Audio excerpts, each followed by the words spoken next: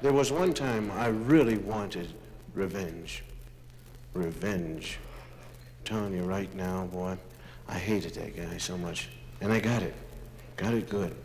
See, I had a snowball in my hand, and I was going to hit Harold with the snowball, see. So Harold was coming down the street, and I was laughing to myself because I know how funny Harold is. See, every time you hit him with a snowball in the face, blop, he always says the same thing. Says, "Hey, man, what you want to hit me in the face with a snowball for, man?" You know, and I just laugh. So I'm just waiting for him, man. I got this light, fluffy snowball, you know, ready to hit him. And that's the rules of the game. You cannot hit a kid in the face with a slush ball. Slush ball, it has ice and water and gunk all in it, you know, and you can't hit a kid in the face with it. You cannot drop into his open galoshes either, because it sends him home. You know, hey, what do you want to drop into the galoshes for? You know? So, I'm tickled to death, man, because I know it's a plop. Hey, man, what you want to eat? And he's about 3 feet away, and I raise up to hit him, something said, pow! On the side of the face, and it was stinging, and all the juice ran down in my underwear and everything, and it was ice all in my ear. Somebody hit me on the side of the face with a slush ball. And I looked around with one eye, and there's old Junior Barnes just laughing. "Ah, Cosby, I got you good. I hit you real good, didn't I?" And I said, "Hey, man, what you want to hit me on the side of the face with a slush ball for, man?" And I picked up a snowball and I threw it at him and I missed him. And he started running. I said, "Junior Barnes, you come back." And I chased him. I threw another one at him. I couldn't catch him. And I cursed at him. I was so mad. "You gunky! You stink! Junior Barnes, you gunk! Come back here. I'll put you right about." Hit somebody in the face with a slush ball. Let all that stuff go down in your underwear. And I didn't even care. I just sat right down in the snow. I was so mad. And it started to melt right through my 4 pair of corduroys. And I didn't even care. Because I know when I go home, the only thing my mother is talking about, "You dummy, how come you sit down in the snow and let it just melt right through your 4 pair of corduroys?" "Yeah, Mom, well, what do you care? That's all you care about. Somebody sit down in the snow and let it melt right through your 4 pair of corduroys. You don't care that Junior Barnes hit me on the side of the face with a slush ball and let all the gunk go down on my underwear, because if you didn't care, you'd go out and get him." I'm going to get Junior Barnes. I'm going to get you, Junior Barnes. Boy, I'm going to get you. And I started to make a snowball for Junior Barnes. I make a snowball that's so round and so perfect. It's got a little name inscribed, says Junior Barnes. And I went out looking for Junior Barnes. Junior Barnes, you gunky. Oh, Junior Barnes. And I couldn't find him. It was 7:30. I have to get home before the monsters come out. And I took that snowball home. And I put it in the freezer. And I waited.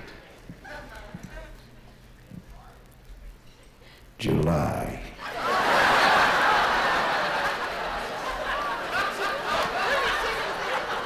July 12th,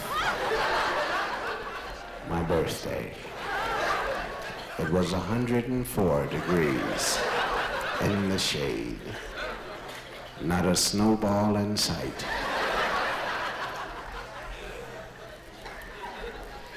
Junior Barnes was sitting on the steps in front of my house.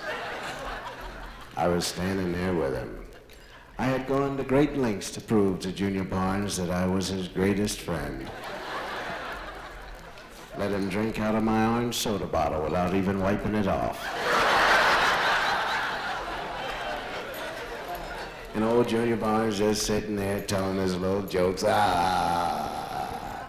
And I was laughing right with him. Junior Barnes, you are so funny. Ah.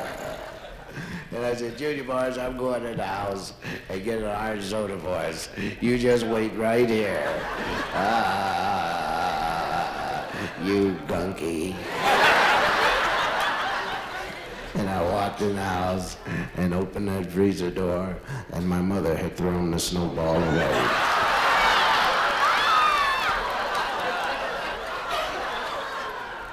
So I went back outside and I spit on him.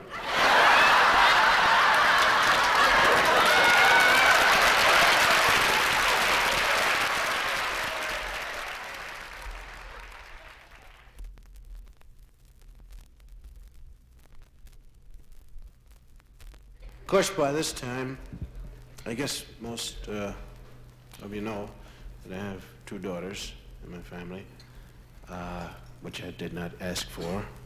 I asked my wife for sons. I looked at her and, yes, I did. I said, you will give me sons.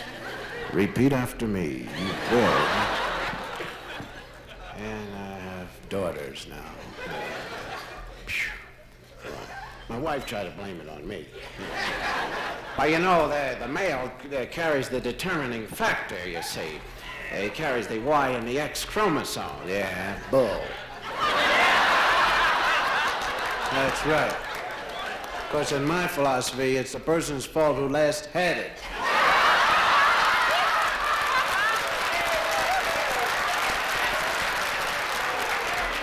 I said, Camille, you were the last one with it. What happened?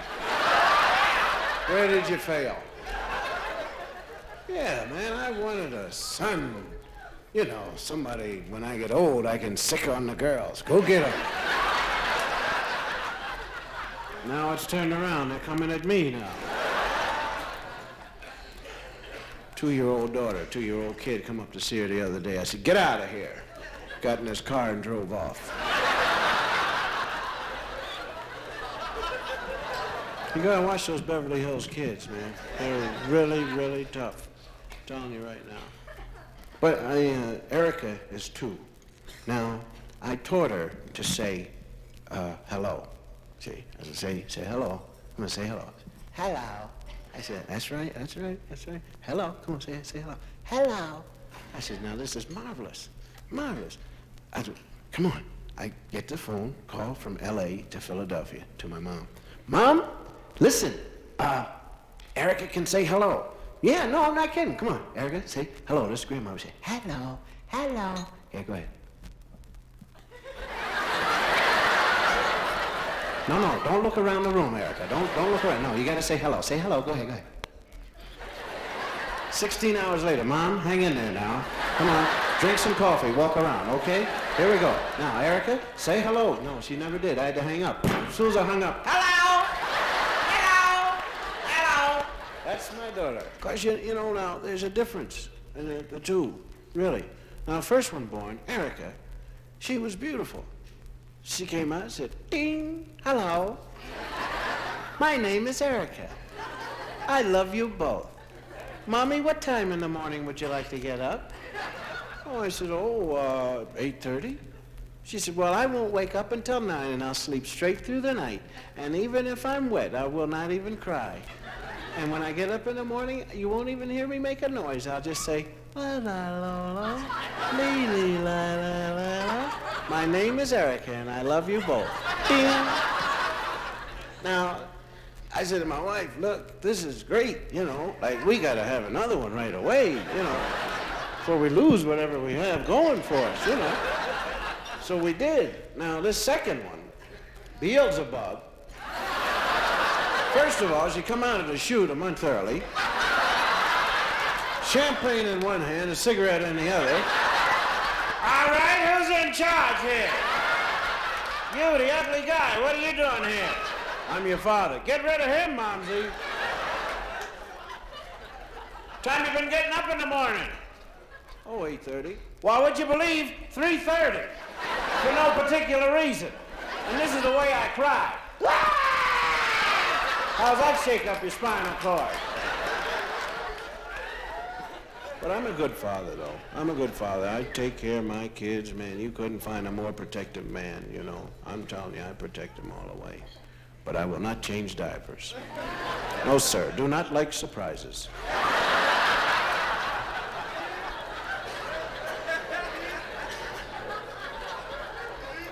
Will you tell me what the heck it is with 2-year-olds that they are so infatuated with the toilet bowl?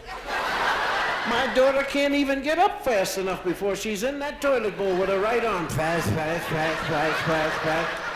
got a 2-year-old shepherd. He's in there. And she's fast. Is yours in that toilet bowl all the time? Stay in there until arm turns into a Bruin. I don't understand it. Bought $180 worth of Christmas gifts. She went right to the toilet bowl. Right.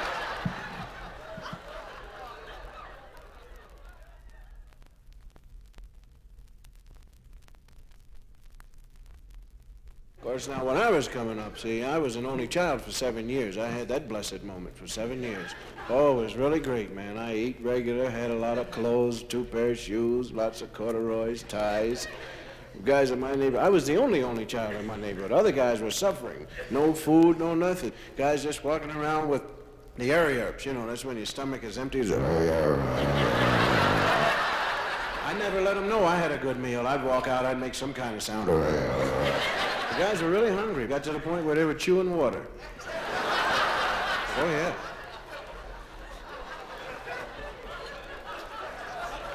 Then my mother comes up to me one day. I'm sitting around reading a comic book, you know, cooling it. And she says, "You're going to have a little brother or a sister." I said, "Why? You unsatisfied with my work?" "No, I'll make improvements for you. What are you bringing other people into the house for?" Then I found out, Planned Parenthood, see, they're smart. They have a kid, 7 years old, make him the babysitter.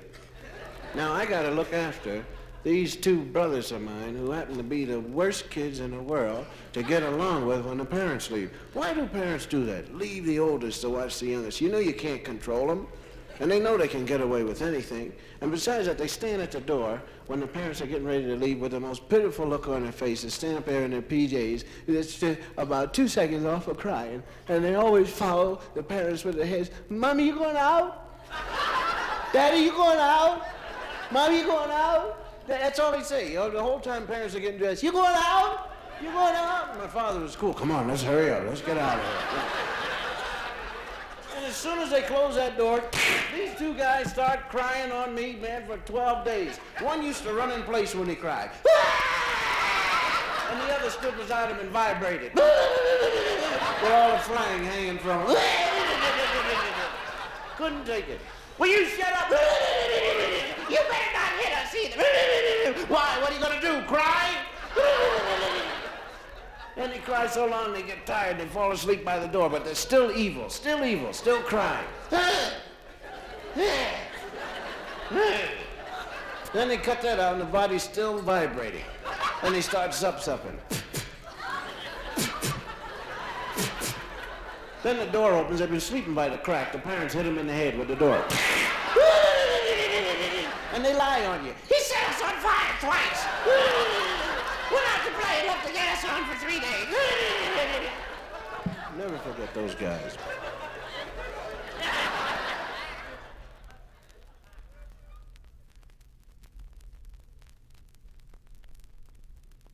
But when I was an only kid, see, then I had a lot of fun. Parents would go out. "Go on, get out. Have fun." Now I can do what I want to do. I hold the world's record for flushing things down the toilet. You're looking at the world's record holder right here. I flushed a whole woolen topcoat down the toilet. See, you start with the sleeve. You just don't start with the top and the shoulder. That's too thick. Start with the sleeve. See, you just... and it just sucks it. Well, I'm telling you, it's really beautiful. It was a beautiful sight. I just stood there and just marveled at myself there. Went out and told the boys. None of them believed it. And I showed them a wet top coat next day, because it came back. Have you ever had your father give you a beating with a wet top coat? "You son of a gun!" All over the house and chased me. But I didn't like to play too much in the bowl. I liked to tank. You know the tank over the bowl? There's a tank, a little square tank. I used to go in and take the lid off, and then take off all my PJs. I had a little sailor cap my father gave me for Christmas, and I used to climb into the tank. That was my submarine. And I sit in there, and there's a little plunger down at the bottom, you know? I used to hold that. Fire 1 torpedo. Fire 2. Fire 3. We're out of water, sir. Oh, all right. Let it rise, let it rise.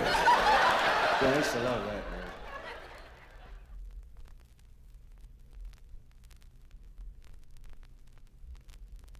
I was never really a bad kid, though.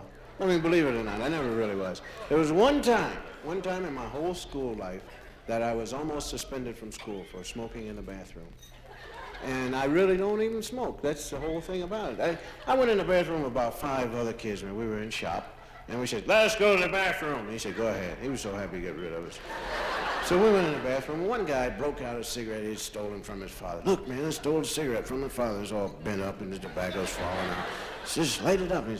So I'm watching these guys, you know, just watching them passing the cigarette around. I said, you know, that is really dumb. Smoking is really dumb. Now look at you. All you're doing is you're sucking in the smoke and blowing it out, then sucking it in and blowing it out, and you may make a circle now and then, but what else have you got? You know, like it would really be cool if you'd suck it in and keep it in there, you know. So one of the guys said, yeah, man, but that ain't it. The whole thing about it is, you know, you just suck in on it, see? And I put it in my lungs. Now I talk to you, and I say a lot of things, and you don't see any smoke coming out of my mouth, right? See, I can talk to you all the time. Just say, I do. Everything going right? Yes, fine, see, and no smoke. So I said, do that again. He said, it's very simple. Now, see how I'm talking to you? I say a lot of things. I go around circles on everything, and just pat you on the back, say, how you doing, Kyle? How's everything? See, you don't see any smoke coming out of my mouth. What do you think of that? I said, well, now, that's cool. That's cool. Let me try it. I said, how do you do it? He said, well, you just suck it into your lungs. And then when you talk, you don't breathe out. Just suck it in to the lungs, and you don't breathe, right? Okay, go ahead. Yeah, that's it. Keep going. No, but it ain't no fun. I couldn't breathe that time.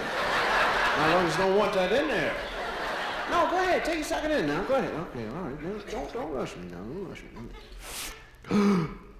All right, now, don't breathe out. Now, talk to me. Yes, I'm talking to you now. I was talking to you now, Rich. How you doing? It's nice to see you. That's pretty cool. A little dizzy, but it's pretty cool. Try it again. Go ahead. Okay. But keep an eye out for the vice principal, will you? Okay. Vice principal. All right, who's smoking in here?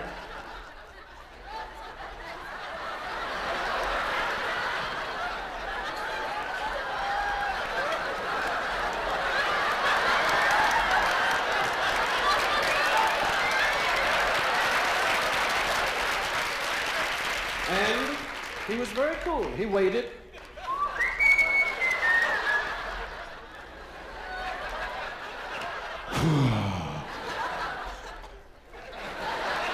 And I gave him my answer. I wasn't smoking. There was a room full of smoke. When I came in, I breathed that in. Yeah, boy.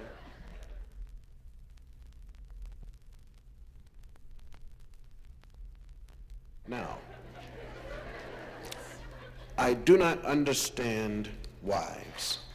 I do not understand them, and I don't think I'm supposed to understand them. No, now listen, you guys agree with me now. First of all, what is it in the makeup of a married woman? Because they are two different people, a single woman and a married woman. Single woman is hungry. She's out there trying. Please, somebody, let me have a man somewhere, somehow. I'll do anything. I'll dress on time. I'll cook for you. I'll sew. I'll let you gamble. I won't bother you. And I'll do all these things. And then when you get married, all right, Herman, we got you. All right, now sit down and have your breakfast. That's the first thing. And you're not going out on them Thursday nights when I used to let you go out. Remember the fine time you used to have with the boys gambling? Cancel that out. We're going to church. I don't understand what it is about. Why is it that a man has to constantly say to the woman that he married, which means that he gave up a heck of a lot by saying I do. Now he's got a partner that follows him everywhere he goes.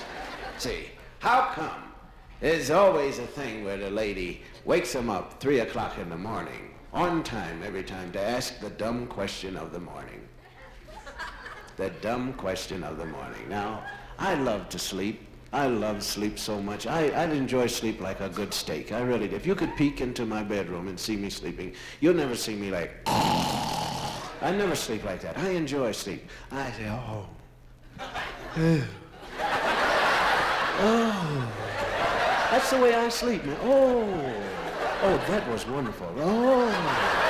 I love sleep, man. Now I feel this finger digging into my shoulder blade. I'm an intelligent human being. I try to say, what is it, dear? But it always comes out. And then she hits me with the dumb question of the morning. Dear, if I die, will you get married again? Now, what has that got to do with 3 o'clock in the morning?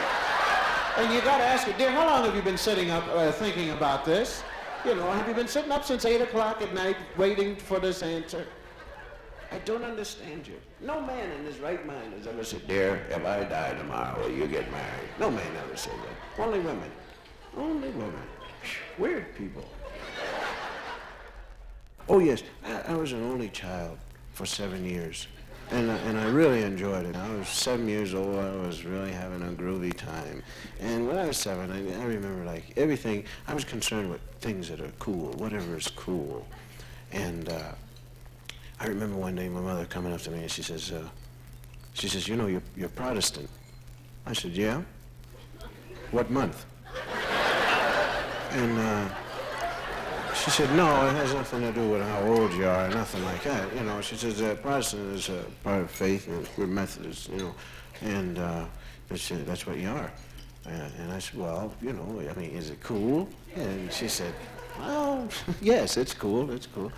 I said, well, what do Protestants say anything cool, Mom? My mother said, oh, yes, they say amen. I said, amen. Amen. That's really cool, man. And I went outside just saying, amen, you know. And I looked at old weird Harold. He was standing out there. I said, hey, Harold, I'm a Protestant. He said, yeah, amen. So we started walking down the street just collecting Protestants. Amen, amen, you know. And so then Harold and I, we went in and our mothers taught us a prayer, you see, when we were kids. And I'm sure the parents don't think when they teach you this prayer. Because when you're a kid, see, monsters live in your bedroom closet. I had 6 monsters lived in my bedroom closet, and thank goodness for covers, or else I would never have been alive today. Covers saved my life. My mother saved me a couple of times. She played the game, you know. Like, Mom, monsters after me! You know, with the lights out. She come in, get out of here, and they go in the closet. My father didn't like the game at all, you know. I said, Dad, monsters! Let them eat you up. So then I had to go to the covers, Jack, when they'd come at me. Right under, pull them covers over my head. Stay under there all night long. Because she says, monsters wait for you to come out, see? Then they start walking around the bed, you know. They can't touch covers. There's something magical about covers. They can't touch it. But they know, you know. They say, you gotta breathe sometime, kid. You know. And I was the fastest breather on earth, man. I'd take them covers, lift them up, just a little crack, cover them right back up again, Jack. Yeah. Now, with that in mind, with 6 monsters in the closet in mind, and fear in your heart, when you kneel down to say your prayers, why give a kid a prayer like, now I lay me down to sleep, I pray the Lord my soul to keep. Mind you, it's all right up to that point. But then when you come to the line, if I should die before I wake, oh, no, I'm not going to sleep tonight, that's all. I got 2 pots of coffee, man, walking around drinking coffee. 4 o'clock in the morning, still paroling around the place. Of course, Harold and I, we were the greatest. We were the greatest Protestants ever seen. We used to go to church every Sunday. And the cool thing about us was we didn't even open up the hymn book at all. Turn to hymn number 349. We didn't even bother that book. We were just like the older people in church. Of course, we didn't know the words, but we were the most beautiful fakers you've ever seen. We just look at somebody's lips across the way, you know, somebody that knew it. Oh, your brows and roses high, and the roses of the Lord. I was so beautiful on O, I never looked at nobody on O, and I just anticipated it. Threw my head back, oh! They love me on O in church. Look at that boy say oh, look at him, oh! Head just to shake it. And forevermore I was good at. Forevermore. changed it to Forever Now. Almost broke my neck. Forever now. Yeah, we were beautiful. Harold and I used to put Scotch tape around our fingertips when collection plate come around. Dink, how much you get? Quarter? Half. I get half.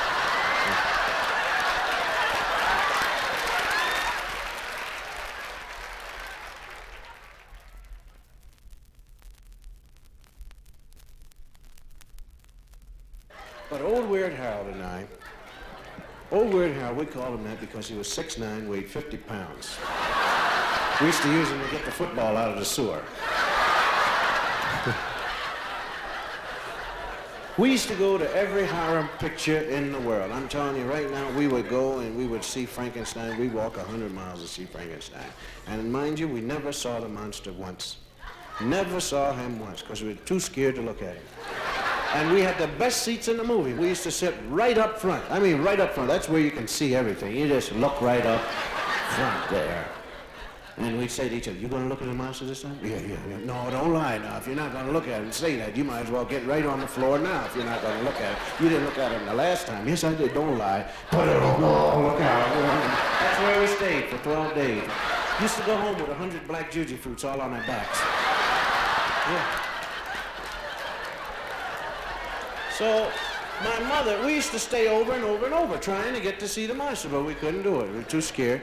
And my mother used to come for me. Will you come home? Get up off the floor and come home. You know, and the guys would rather say, hey, Cos, your mom came for you again. You shut up. So my mother said one day, she said, I'm not coming for you. That's all. You know, you'll come home yourself. Walk under 9th Street Bridge in the dark by yourself if you don't know how to come home. Oh, Mom, you'll come home for us. So we're watching this one picture, and it was a heck of a picture. It was one of the greatest. They had Frankenstein, Wolfman, Dracula, the Hunchback, the Mummy. Everybody was in it. And Harold and I stayed on that floor. Our eyes were closed all day. We never came up one time for air. Every time there was somebody on that screen we didn't want to see. The Mummy's in there now. Oh, we don't want to look. We don't want to look. And we sat through about 12 showings of the same picture. You gonna look this time? No. Get up off the floor. No, I ain't getting up nowhere. It ain't gonna get me. So, finally, during the cartoon, I got up and I looked around, and I said, hey, Harold, there's nothing here but grown-ups. And Harold said, yeah, because that's what he always says whenever I'm right. He's my closest friend, you know. I said, ask that man what time it is. Hey, mister, what time is it? It's 10 o'clock. Oh, Harold. Oh, Harold, we're in trouble. 10 o'clock, yeah. 10 o'clock, that's when the monsters come out. And my mom didn't even come for us, man. Well, she said she would, yeah, but she's supposed to come for us, man. She's supposed to let us go home at 10 o'clock with all the monsters out and things, man. And we walk out of the movie crying, oh, we got out, we got. Now, the walk home, 9th Street Bridge has no lights whatsoever, which is well, it's the only way to get home. And we are sick. You're talking about two scared kids just walking, you know, arm in arm, not even picking our feet up off the ground because we want to be ready. If the monster touches us, we want to be ready to jump straight up to heaven. You know, when you pick one leg up, you take a chance on going sideways. You know, and we got our leg, we're just sending our toes out 6 feet ahead of us like radar. Kids coming, kids coming.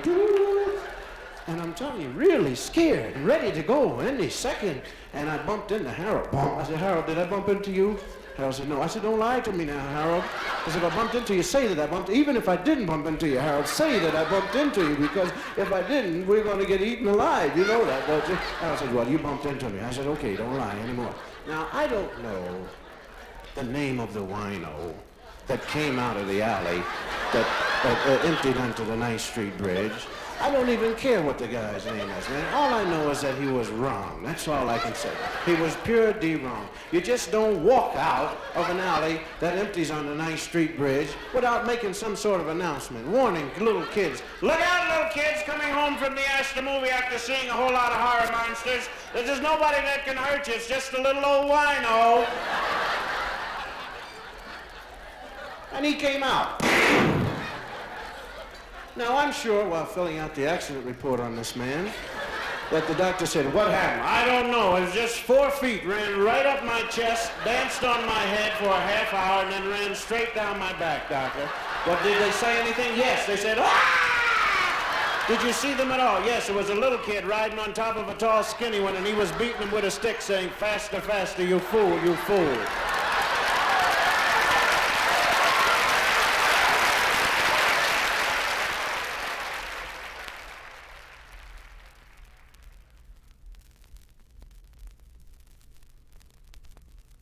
Now, I want to tell you this story. This is a game that we played when we were kids, and it's called Buck Buck. We played it in Philadelphia. Buck Buck. Now, you people out here on the West Coast probably know nothing about it. In New York, it's called Johnny on the Pony and other things. It's where 5 kids line up, you see, and they bend over. They're in a straight line. They bend over, and one kid grabs a fence or wall or a pole, holds on to that. The next kid puts his right arm around his waist, you see, bends over, tucks his head under, and you got 5 guys lined up exactly like that. So they all look like a long horse.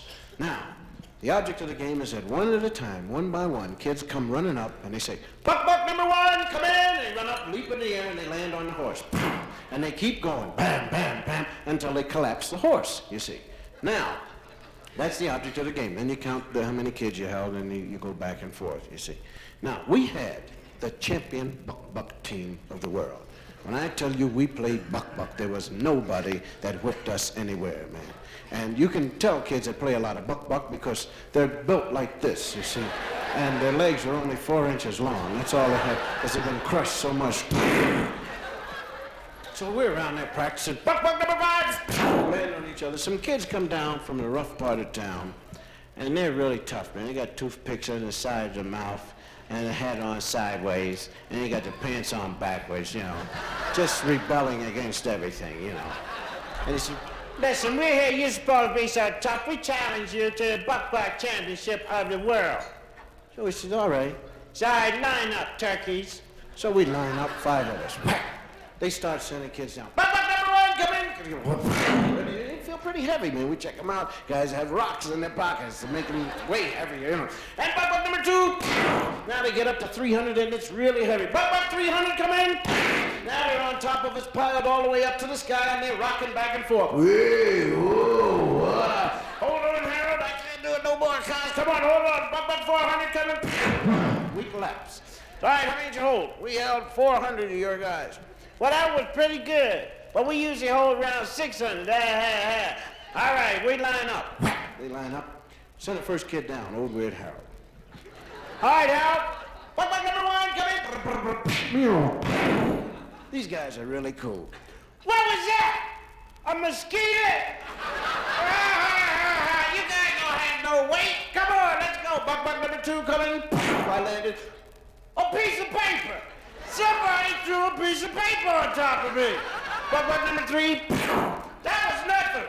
4, 5. We got the championship. All right, bring out your last man, you turkeys. Come on, bring him out. Come on out, Fat Albert. Fat Albert was the baddest buck breaker in the world. And he loved to hear us call his name. Fat Albert weighed 2,000 pounds. And he kicked the door to his house open. And you could hear him say, hey, hey! We built a little ramp for him to walk down so he could build up speed because he couldn't hardly run fast.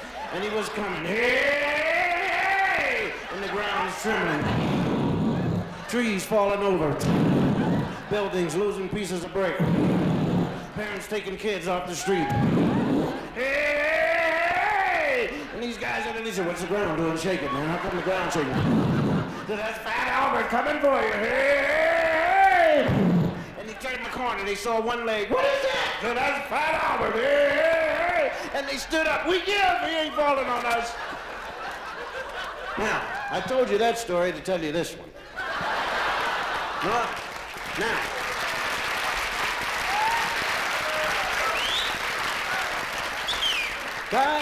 guys in my neighborhood went to great lengths to scare Anybody. Because it's a great thing when you scare somebody. They lose their cool completely. That's the only time when a human being is really himself. I mean, because if you scare somebody good, the legs shoot out, the hair stands up, the eyes bug out, and they say, blah, blah. Yeah, see, and then you laugh. That was really funny, man. You got so scared. So, guys found this statue, stole it, really. A statue of Frankenstein, 5 feet, 8 inches tall, in color, of the monster, Frankenstein monster. Ugh. They take it home, there's only 3 of them, take it home, they take it into an apartment building, put it up on the 3rd floor landing, you see. Now they take out all the lights in the hallway, put in a pink one right by the monster statue. One kid gets behind it, they send another one out in the street, he calls a kid. They come running up, he passes the kid with the statue, taps him, kid with the statue leans it. Kid that doesn't know anything about it turns around and kills himself running out of the building. You see, this is called fun. Of course, then you laugh at the guy. Boy, you were really scared, Red. You fell 12 flights of stairs. That was really funny, man. So, I'm coming home from the store about 8:30. No, I always have my music with me. I always have to hum my music because monsters cannot attack you if you have your music with you. See? Hey, cars! What? Come on over, man. You should see it. Herman's getting a beating. Let's go watch it. Herman? Yeah, I love to see Herman getting a beating. And I took, man, and I'm chasing after this guy. I can't wait, man, to see Herman getting a beating because I don't like Herman anyway. And he goes up the second flight and says, wait for me, man, wait for me, don't go so fast. And he makes that turn around the 3rd, and I make the turn, the guy takes that. Out. I never touched one step. Ran 2 miles before I realized what had happened. When I turned around, they were right behind me laughing. God, you were really funny, man. God, rolling, kicking the feet up in the air on the back. You were really funny, boy. You were really cool, man. You just lost everything as well. Your hair was standing up and everything. That ain't funny, man. You can kill somebody like that.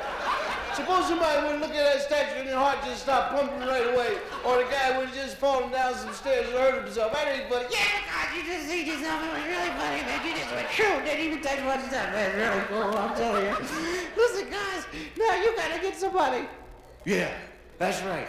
Get up in the hallway. Get the statues up. Come on, we're gonna get somebody. I'm gonna scare somebody now, boy. It's gonna just be me, I tell you that. I get somebody killed around here. It'll really be funny, because when they leave that statue on them, that'll be it for them.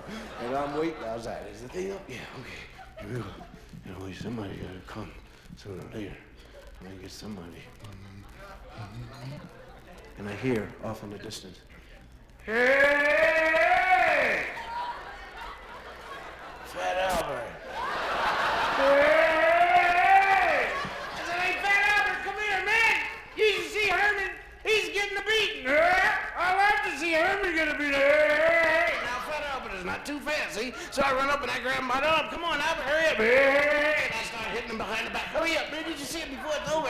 Hey! We go up the second flight. I start laughing because I know what it is.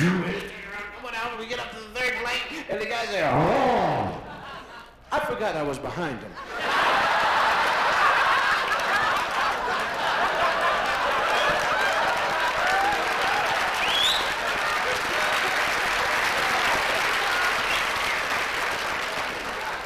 They took me to the hospital, and they put me in a bed beside a wino who was run over by 2 kids.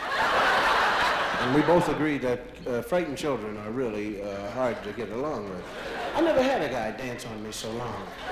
He was so scared he couldn't even get a hey. He was and just dancing right on me forever.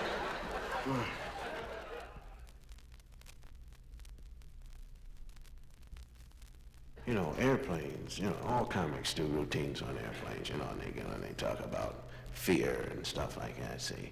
But none of them ever really come to the point, you see. And the point is this: I do not hold in what's on my mind. See, I speak up. As soon as my foot hits the plane, I speak out, "Hope the plane don't crash." Yes, sir. I speak right out. Sure, it shakes up a lot of people. But they're angry because they didn't say it. I got on one plane, I said, "Hope the plane don't crash." People said, "Hear, hear." And it was the pilot. I'm telling you right now, a lot of you get drunk, you just, "Oh, yeah." And then you say, "We landed, always ever again, sober right up." Okay, good enough.